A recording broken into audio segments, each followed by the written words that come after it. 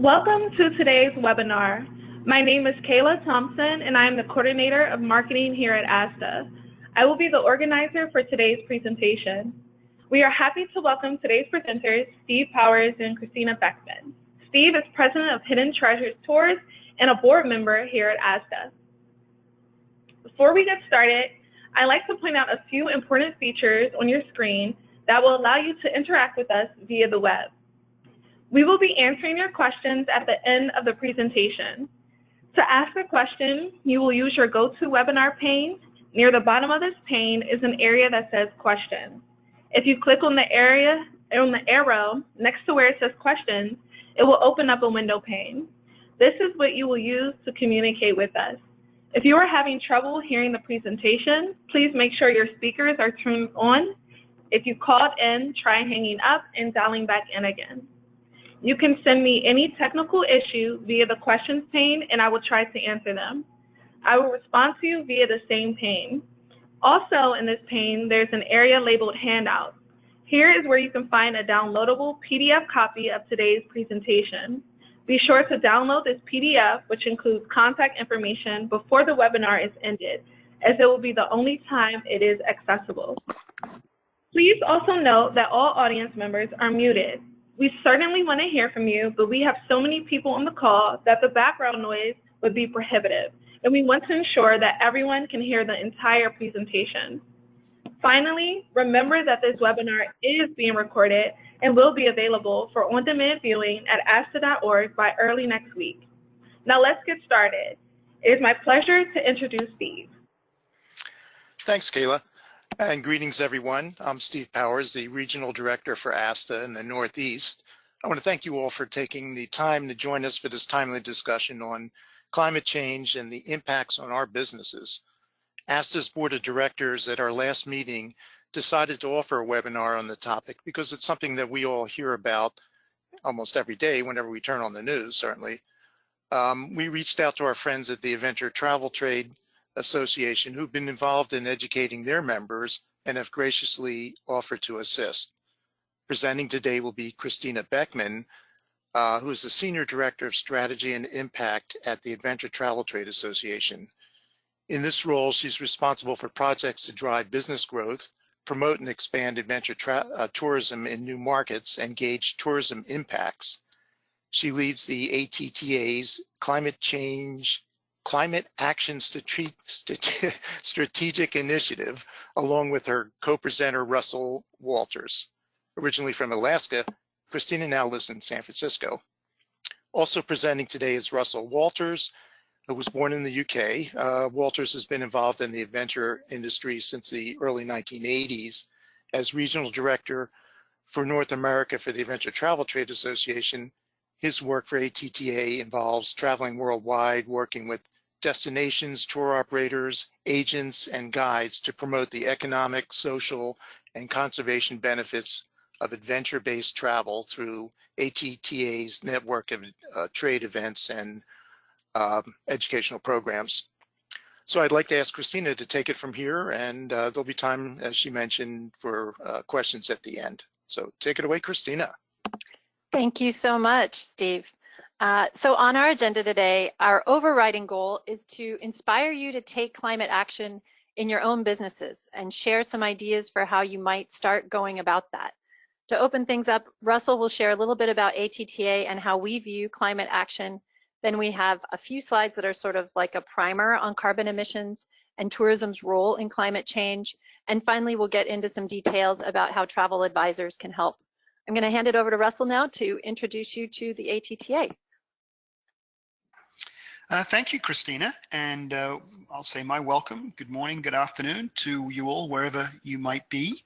I'll share a few details about the ATTA, the Adventure Travel Trade Association. We were formed in 1990, and we are more than 1,400 member companies in 100 countries around the world. We are a membership organization and a business services and events team, which we call Adventure 360. This slide that you're seeing gives a little more detail on where our members are. As you can see, we are growing communities in Asia, and the Pacific. And we have a very strong representation in North America, where we really started, Europe, and South America. Our mission is to empower a global travel community to really deliver experiences that protect natural and cultural capital and create shared economic value. We really are a mission-driven organization. We hold these values close to our hearts, and they inform all the activities and the work, and of course, that we do. And of course, climate change figures in this, as it has such a deep impact on our businesses and the natural resources those businesses are trading on every day. So in case you're feeling a little alienated by this term, adventure travel, fear not. I've included a couple of slides here to get us aligned on what adventure travel means these days, because the term is evolving. I have a hunch that a few of you on this call are actively working in adventure travel today, but maybe don't see yourselves that way. Likewise, I bet many of your travelers are adventure travelers, but may not label themselves that way by nature. In the past, the adventure travel category has indicated a specific set of travel activities focused on nature, and sometimes technical activities such as whitewater rafting or climbing. In today's world, however, broader interest and access has evolved this concept of adventure into much more of an expansive category, encompassing what could be described simply as experience. Any of the experiences that you see on this page: walking in nature with photography, hiking and wildlife watching, exploring rural areas by bike, hiking with a roped waterfall climb, culinary classes and traditional food tastings would not be out of place in a typical adventure travel itinerary today. Last year, we ran a couple of surveys asking travel advisors what they're seeing with respect to interest in adventure travel experiences. We also ran a corollary of that, and we asked adventure tour operators what is it that they're seeing from the advisory channel, from the agents and the advisors that are booking trips. When asked to rank the top adventure trip types booked by travel advisors, hiking trips resoundingly were ranked the highest. This finding aligns with the Travel Leaders Advisors Survey and Adventure Travel Industry Trends. If we'd have looked at those categories perhaps 10 years ago, we might have seen some more technical activities, perhaps such as whitewater rafting and climbing and those more aggressive activities. We might have seen those higher at the top of the category. So today things are changing a little bit.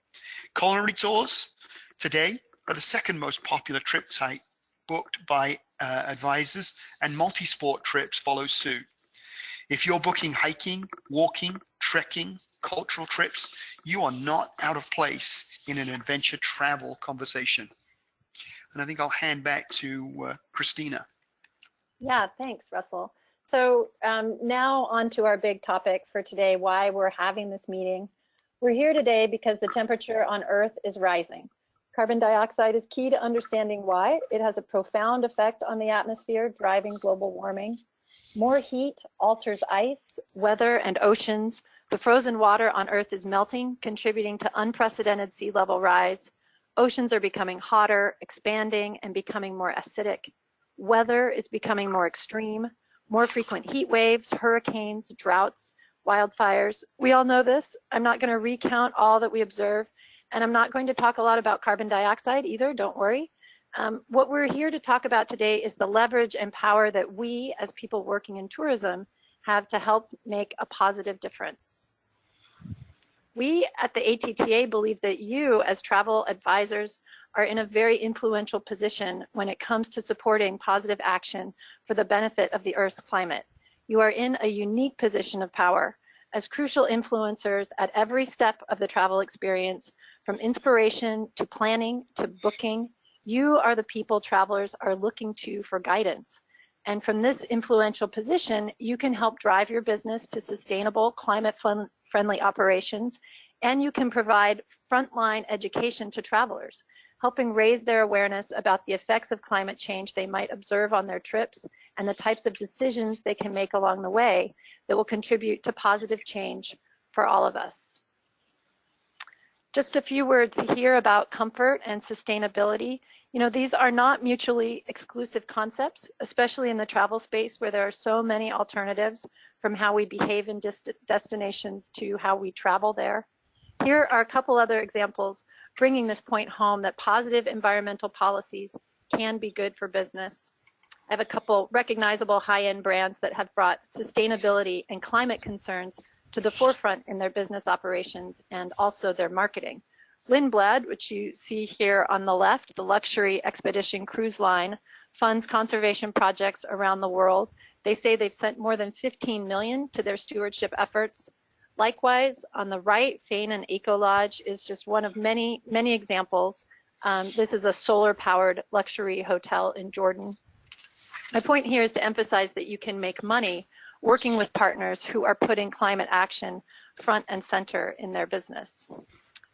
And there's also Hilton. Hilton did extensive consumer research that I came across, which showed them that social, environmental, and ethical considerations are central to their customers' preferences, especially customers younger than 25 years old. The company pledged to cut its environmental footprint in half and double its social impact investment by 2030. I think they're really a leader in this way, making sustainability a brand standard, extending this standard to each of its 3,900 hotels. So you can, sort of consider how sustainability might be part of your personal brand standard or your company's brand standard. Those are some nice anecdotes that hopefully make the point that taking climate action and focusing on sustainability are on trend and good for your business, as well as being so important from the perspective of the Earth. I want to bring us here to the framework that ATTA has been using to organize its climate action efforts. This might be helpful as you start to put your own company's climate efforts together, or even your individual efforts. We have learned that there are basically 7 concurrent actions which at the highest level need to happen for us all here on Earth to help stem the effects of climate change by keeping the global temperature from rising 2 degrees Celsius. 2 degrees Celsius rise is the temperature threshold referenced in policies and agreements made by international bodies. I learned this recently. It originates with a guy named Dr. William Norhaus in 1975. He estimated what would happen if the concentration of carbon in the atmosphere doubled, which would equate to a global temperature increase of 2 degrees. So not all the actions on this slide can be influenced by the tourism industry, but 3 of them can, and those are the ones I'm going to focus on right now, the ones with the orange boxes. So first, changing consumer mindset and practices. Limiting plane rides, eating less meat, or investing in solar energy are helpful not only because many small efforts can add up to a big change, but also perhaps more significantly, given the time horizon we have, is that people taking action in their personal lives is actually one of the best ways to bring us around to a society that implements far-reaching policy level changes. Research on social behavior suggests lifestyle change can build momentum for systemic change. And travel businesses, through their communication with guests and through their guides, can engage, inspire, and educate people to new practices and mindset. Ending deforestation and supporting reforestation. I think maybe we all remember from science class the natural process of photosynthesis. This is how trees absorb carbon dioxide and other pollutants. They store the carbon and emit pure oxygen. Trees are so vital for our planet. And carbon offsetting that invests in tree planting is something that travel companies can engage in. And finally, carbon capture and storage. Trees are great and they can take 20 years to mature. The situation is such now that the scale on which we need to remove carbon emissions from the atmosphere and the pace at which we need to do it eclipses the reforestation options available. We have so much carbon in stock, as it turns out, that even if we halted every emission completely tomorrow, it would still take several hundred years before the majority of human emissions were removed from the atmosphere. Therefore, we need to actively remove carbon from the atmosphere. Carbon capture and geologic storage is one key way we can start doing that. And tourism businesses can invest and support carbon capture initiatives as they become more mainstream. So my next chapter here is on consumer mindset. And thinking about consumer mindset and how powerful it is to lead to policy change as well as consumptive behaviors, we know that travelers are aware of climate change and concerned about the environment. I pulled this from a study published by the Yale Program on Climate Change Communication, which noted that in North America, Europe, and Japan, more than 90% of the public is aware of climate change.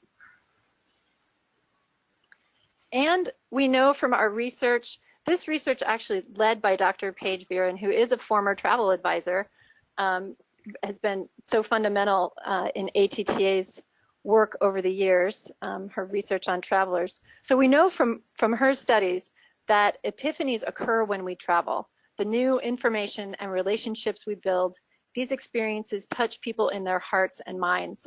There's a lot of power in being out of your comfort zone a little and receiving new information, seeing new landscapes and culture that creates meaning for travelers. And here's a couple quotes from a report we published in 2017, the results of this survey with East Carolina University and Outside Magazine about how travelers talk about their travel experiences.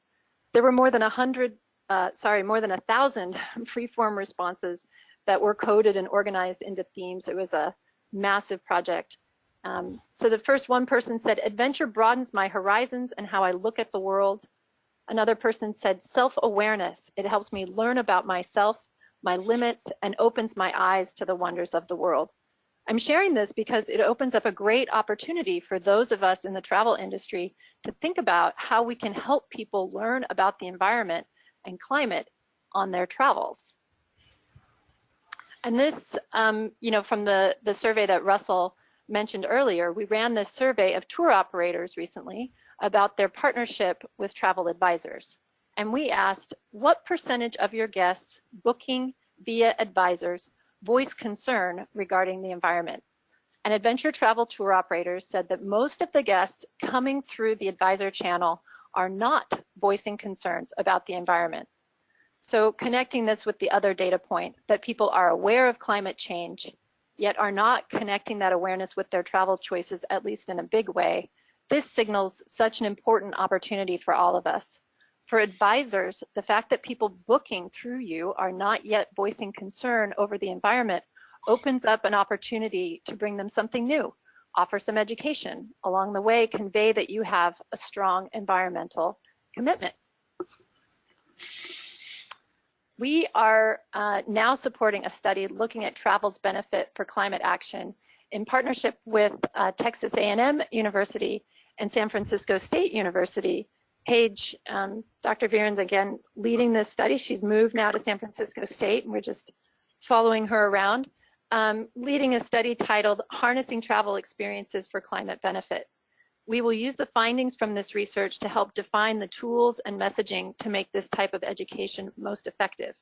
The preliminary results were presented at the 2019 National Environment and Recreation Research Symposium a couple months ago. If you would like to support this research, it occurred to me that advisors could be a valuable channel for the research team conducting surveys. By linking us with travelers to study, we would welcome that connection. And our next little section here is on reforestation, and for that, I will pass the baton back to Russell. Great, thank you, Christina. And I think one of the issues here is an issue of leadership. And it can be, there are so many opportunities, there is so much myth and misinformation and so many choices in terms of, I understand that I need to do something. So how can I start that? What should I be looking at? Many of those 1,400 members that we talk about with the ATTA, There are big companies, there are big outfitters and big tour operators, but many of them are smaller operations. And so we needed to sort of dig into this a little bit ourselves over the last couple of years, so that we could, the ATTA could walk our own talk and work through the process and learn from others. So that's a lot of what you're hearing here today. One simple way that we found that travel companies can support carbon offsetting and offsetting projects is through reforestation. You know, many people get confused the very minute they hear the words offset and carbon emissions. So briefly, let me break that into a simple piece. A carbon offset is a certificate which represents the reduction of 1 metric ton, 2,200 pounds of carbon dioxide emissions, which is the dioxide emissions are the principal cause of climate change. This certificate that you see on the screen is a certificate from the ATTA's Adventure Travel World Summit last year in Italy.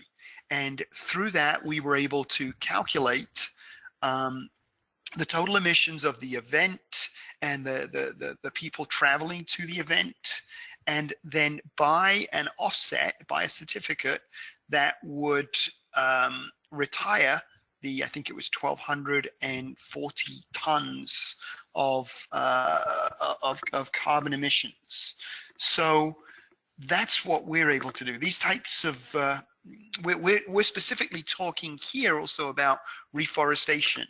There are so many other projects that one can look at when one talks about carbon offsets. One could look at solar stoves or community development projects, but we chose something very simple, very tangible, if you like, as projects that would support the healthy growth and ongoing maintenance of forests. Basically because forests capture and store, or sequester if you like, greenhouse gases to prevent their release further into the atmosphere.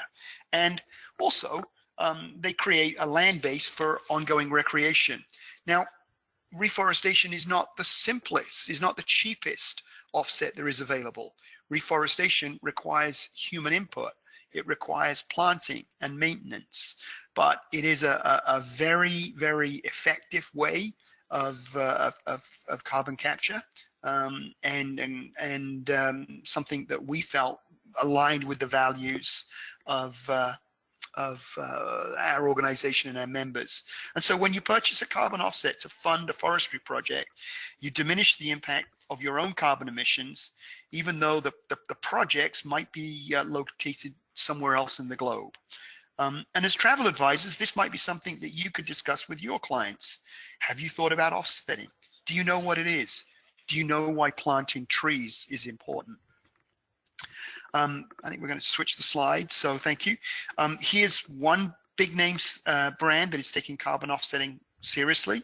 Royal Caribbean Cruises recently signed an agreement with Southern Power, which is a US wholesale energy provider and their agreement was for Southern Power's 200 megawatt Reading wind facility. Their initiative will offset up to 12% of Royal Caribbean's emissions beginning in 2020. A few more companies that are travel companies that are focusing on offsets. Kim is a brand in the adventure travel space, and as of April of this year, Earth Day, every trip booked through the Kim platform will be 100% climate neutral, including international flights. Travelers will cover half the cost of their climate offset as part of the Kim service fee, and Kim and our specialists will split the rest of the cost. I also want to flag other hotel carbon measurement initiatives. There are pieces like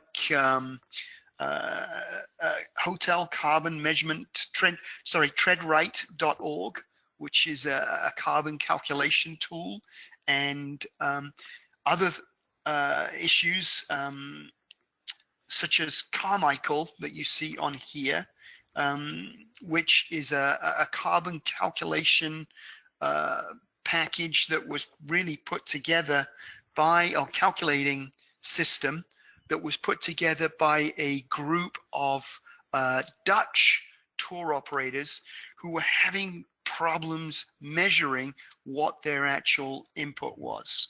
The reason we see these types of tools, Carmichael and the treadright.org tool coming together, is because clearly we in the industry are contributing to climate change. We're contributing to the carbon in the atmosphere, and so we need to find the right ways, the right tools to be able to collaboratively and accurately measure these things. That's the sort of thing that Treadright and Carmichael are putting together.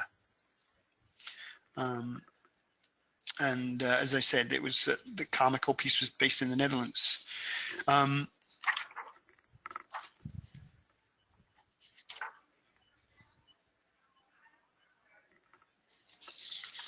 Did I advance you too fast, Russell? Yeah, I think you did. If sorry. I just wanted to, sorry, because there are other, there are other issues here. I mean, we're seeing, I see we got Delta Airlines on the deck here. Delta buys 2 million tons of carbon a year, and is offsetting programs through their own initiatives. Other airlines have programs going as well. United Airlines says it is reducing its greenhouse gas emissions by 50% by 2050 compared to its 2005 emission levels. United has important environmental goals, including relying more on sustainable aviation, biofuels, investing in fuel-efficient aircraft, and eliminating single-use plastic, stirring sticks, and cocktail picks. United is working with Sustainable Travel International to develop its Eco Skies Carbon Choice Program, which allows passengers to calculate their carbon footprint based on their flights and then donate the amount needed to offset the impact of that flight to reduce carbon. Alaska and JetBlue both have partnered with carbonfund.org to give travelers the opportunity to offset their flights. Air Canada works with Toronto-based offset provider Less Emissions to support its emissions offset program. Lyft, which in September said it would become one of the top 10 voluntary purchases of carbon offsets on the planet to make all rides in its cars carbon neutral. So many people are involved in this, either at the level of producing the offsets or collaborating to help create these tools. And you might try asking your hotel partners if they're aware of the hotel carbon measurement initiative tools that they might be using. You might try using the Carmichael tool. You might consider favoring airlines and hotels that are taking climate action when you're managing your bookings. So I think we can.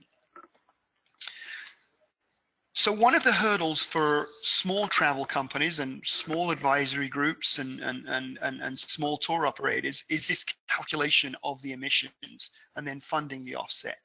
Once you calculate it, you have to come up with the cost. Once you calculate and come up with the cost to offset, you may find it's too expensive. And I'll give you an example from our own category. Natural Habitat Adventures is one of the industry's leading companies. They serve about 8,000 guests a year. And through pretty diligent efforts and working with people like the folks that developed the Carmichael tool and South Pole Group, which is a leading emissions company, they have calculated all their office emissions and traveler emissions each year to be around 20 to 24,000 metric tons of carbon dioxide per year. An offset of this magnitude might have cost somewhere in the region of $150,000 or more in the past. So to address this, the ATTA, working with members of our own industry, has working on a bulk purchase program with the South Pole Group, which is a Swiss firm with offices globally and including here in the US. And the idea is that by working together, maybe small groups, these small groups of travel advisors, small groups of tour operators, and by aggregating the calculated carbon emissions that we're putting out, we'll be able to exercise a bulk purchase agreement with the South Pole Group. Through that sort of work, something that might have cost Natural Habitat in the region, as I've said, $150,000 to $180,000 per year in the past, is now able to be achieved at something like the level of $60,000, because South Pole is allowing Natural Habitat, along with others in the adventure space, to bulk buy these projects at a much more effective and agreeable price. And so we are in constant collaboration and deliberation with the South Pole Group. They have helped us come up with general guidelines for travel companies, and they are working with us to develop an emissions calculator that will be easy for tour operators and travel advisors to use. We're working very closely so that South Pole will then be able to aggregate the emissions volume from all of our contributing members and the participating travel advisor community, and charge a much lower price along the lines of the sorts of things we're seeing at NatHab. That would be possible for any single company trying to offset their own individual annual emissions. We are in the final stages of these deliberations and hope to be able to sort of roll out this program a little bit later in the year. So, please stay in touch with myself or Christina or the ATTA if this is something that you're interested in. And I just wanted to give a nod, we go back to that slide if we can, Nick.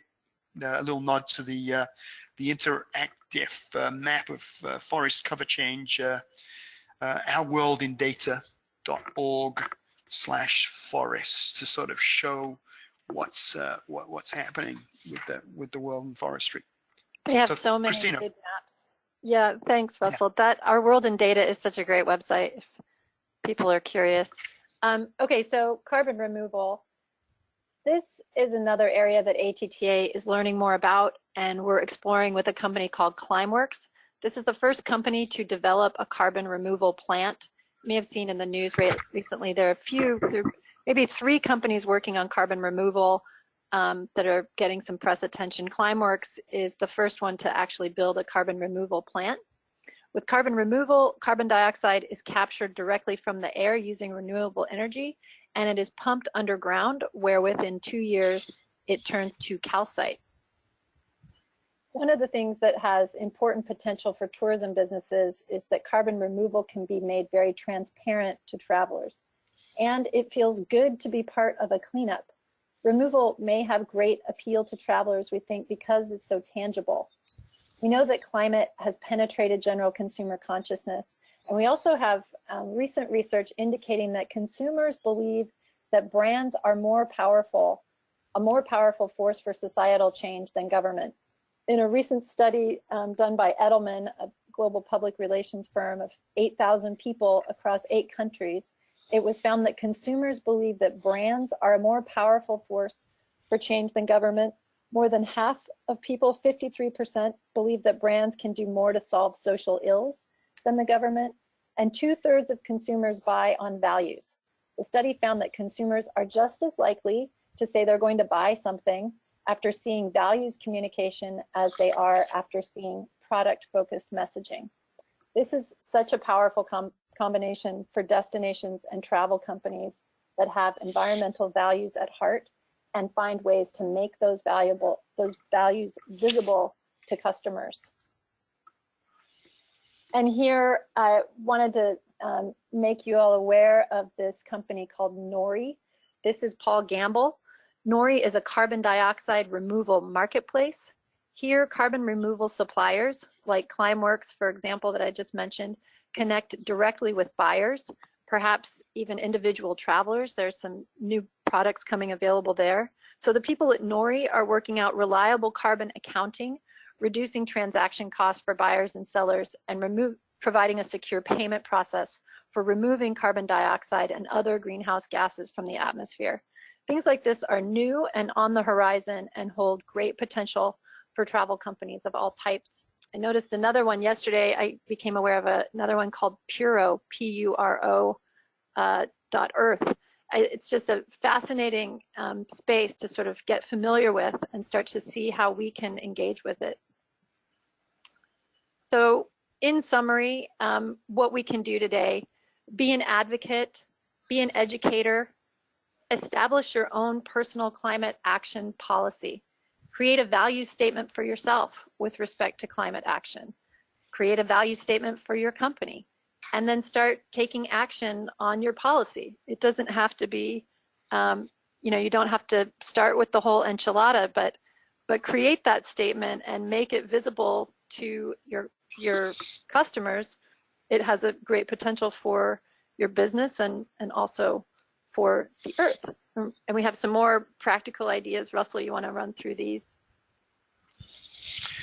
I'm not sure that slide is showing well, but I can go through it anyway. And I think Christina's advice is good advice. I mean, I can think back to just a couple of years ago when the ATTA, an ATTA basically retreat, decided, we need to understand, we need to learn more about what this climate offset, carbon offset, climate action piece is, and the only way we could do that was to kind of learn and go get our hands a little bit dirty. And the way we did that was we did it by saying, hey, we're not going to understand, we're not going to get everything right off the bat, but we have a responsibility to learn about this for ourselves and share those learnings with the larger community, the larger professional community, and then the larger traveling community. So for example, our journey was that we would learn how to offset just one event. We run many, many events all over the globe, but our signature event is the Adventure Travel World Summit. 850 people come together annually. So let's take that on board. That's what we did last year. What we're doing this year is running an offsetting program for the Adventure Travel World Summit and Adventure Elevate, which is our signature event here in North America, and all staff travel across the globe. Our goal for next year is to offset all of the programs, all of the events that we run throughout the globe. So we've had to take a 3-year time horizon to pull this together, knowing that it was more important that we learned as we went and could share both our learnings, our mistakes along the way. So I just share that because oftentimes the journey is hard, and you have to be the advocate, you have to be the leader, and find a way to step into it, knowing that you may make some missteps along the way. In summary, what can you do? How might you decide to jump into this climate realm? I mean, I would say know your suppliers, learn their policies on things such as single-use plastics.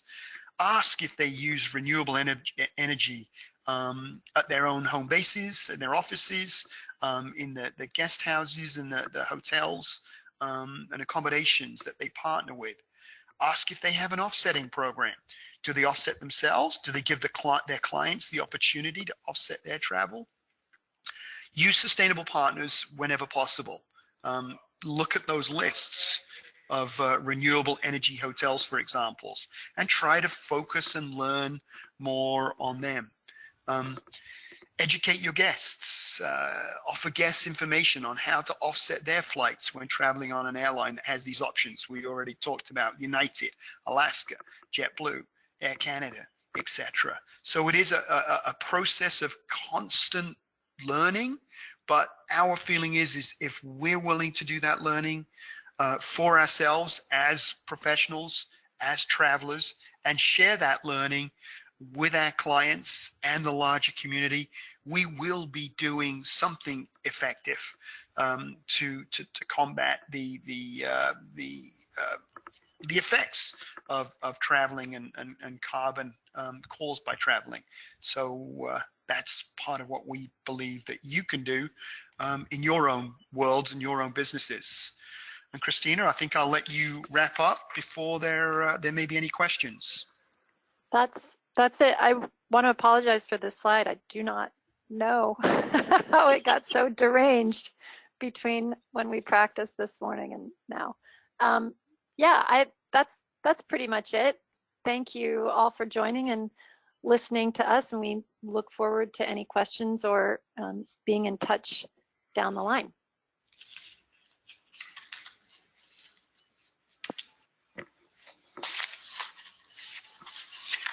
I will just note, if I may, that my email address is not Christina@adventure.travel. It's actually Russell, R-U-S-S.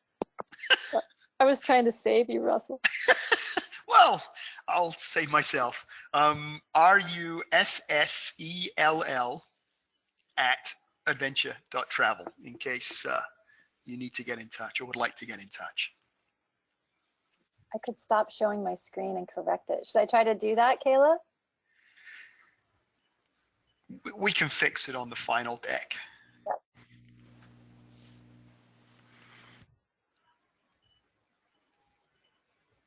Okay.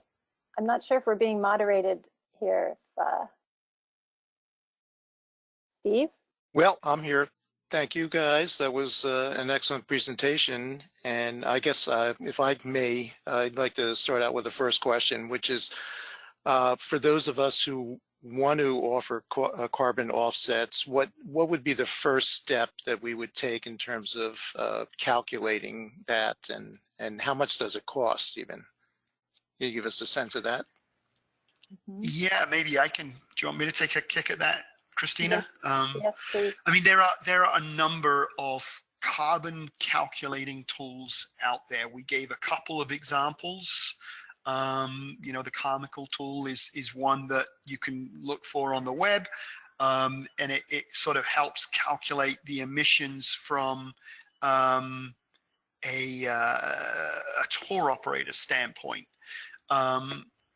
There are so many others that you can look at. I mean, we're hoping that by the,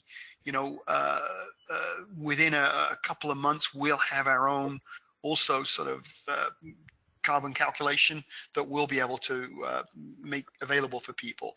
How much does it cost? I think I gave a number, that said basically a ton of carbon in the past has cost something in the order of, let's say, $12 to $18 a ton to offset. We saw that at a typical event, our typical event where we might have 800 people, we were offsetting about 1,200 tons. There are simple calculations that you could look to on the Google box, where you could just type in how many tons of carbon do I emit flying from New York to London.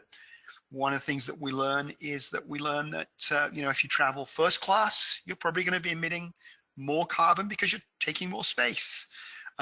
We're seeing that tour operators in Europe are actually using some of these tools, the Carmichael tool and other tools, to actually not just offset their travel, but to actually reduce travel legs, or reduce the amount of time in the air, maybe change to a different form of transportation, trains or buses, which emit less CO2. So I think that we're in this journey where we're learning about these things. So I know that was a long and windy answer to your question, Steve, but I would say the web is an excellent source to look at it on a rudimentary basis. Tools like Carmichael are very, very useful. And once you know how much it is to travel from one place to another, you can calculate the costs. And in my experience, we've seen that those costs are in the region of $10 to $12 a ton, although now through collaboration, we're seeing that come right down in the region of $5 to $7 a ton. So almost a third to a half of what we might have seen 2 years ago. I think even though the Carmichael tool is for tour operators, the way it breaks down, it shows you how many travelers, what route are they flying, are they going by train, by bus. It really walks step by step through an itinerary, and I bet it would be also very compatible with how travel advisors calculate. Yeah, I mean, see those pieces. It would give you a good rough estimate. And again, in our experience, when we're working through this, this has not been an exact science. We're trying to go from zero. We're not trying to go from 0 to 100%. We're trying to just move the needle in some way to get at least be acting on something. I do know that for the lodging side of things, the accommodation side of things, I believe the Carmichael tool is supported by one of the big European travel aggregators. So they sort of put in a lot of hotel data that you could look at different hotels and see what they're saying their emissions are. So I would use that as a good first step. Great. Would you suggest putting links to their websites on our own websites and allowing our clients to go there and make the offset purchase? I think you should.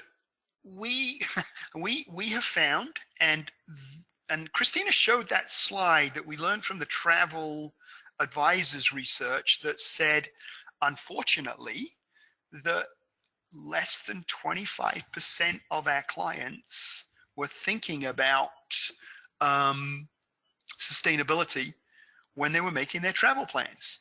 Christina, very sort of glass half full, looked at that and said, there's the opportunity.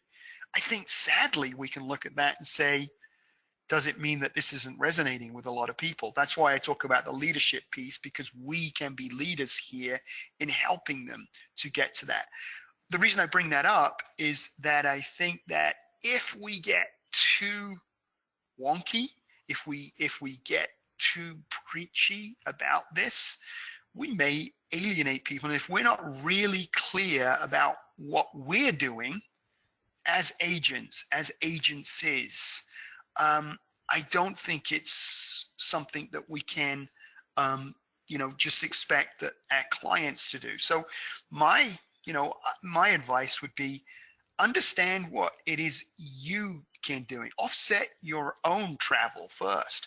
Go through the process, learn about it, and then you can share the tools that you like the best with your clients, and you're sharing it through a place of knowledge and through a place of reality, having gone through this process. So I think all of us got to walk our own talk on this one. Great. Yeah, that's good advice, I think. Kayla, are you there? And do we have any questions? Yes, I completely agree. As I believe Russell briefly touched, it was a question, where can you easily access the renewable energy hotels, like what website? Oh, you mean like, is there a website that lists all the hotels that use renewable energy? Yes, or any websites that would be helpful for these advisors to just resort to get all the information. Is it one-stop shop for that? That would be a wonderful research project for somebody to fund, the aggregation of all the renewable energy hotels. No, I do not have that kind of link, I'm afraid. I know that this is kind of the research that you can do, though. Sorry, I'm clicking through the slides because I was going to see if I could find that slide that had Hilton on it. I know I have discussed with travel advisors who, when they're piecing together an itinerary, they can ask these questions. You know, so if you have a property that you're used to using, call them up and ask them some penetrating questions, find out what they're doing, and ask around in destinations. I mean, we recently, our CEO, Shannon Stoll, was speaking to a group of travel leaders, advisors in Jordan, and they had, through their own research, sorted out all the partners that they used in Jordan to support the attendees at that conference were staying in solar powered and renewable energy locations. But they did, you know, they had to kind of put in the extra legwork to ask the questions and find the places. And I think once you get in the flow of that, you'll find a few. There isn't, that I know of, one website that lists them all. This Hotel Carbon Measurement Initiative tool, they might have an inventory there on that site, but I don't know. I don't think so. All right, thank you. Again, please be sure to download this presentation from the handout section, or it will be on our YouTube and ASTA.org site within a week. As I mentioned, it is being recorded, so you can easily find it there. Thank you to Steve, Russell, and Christina, and all of you who have joined us for today's webinar. This will conclude today's presentation, and we hope everyone has a wonderful afternoon. Please be sure to complete the short survey that will pop up on your screen any moment, as we greatly appreciate your feedback. Thank you all so much. Thank you. Thank you. Thanks to all.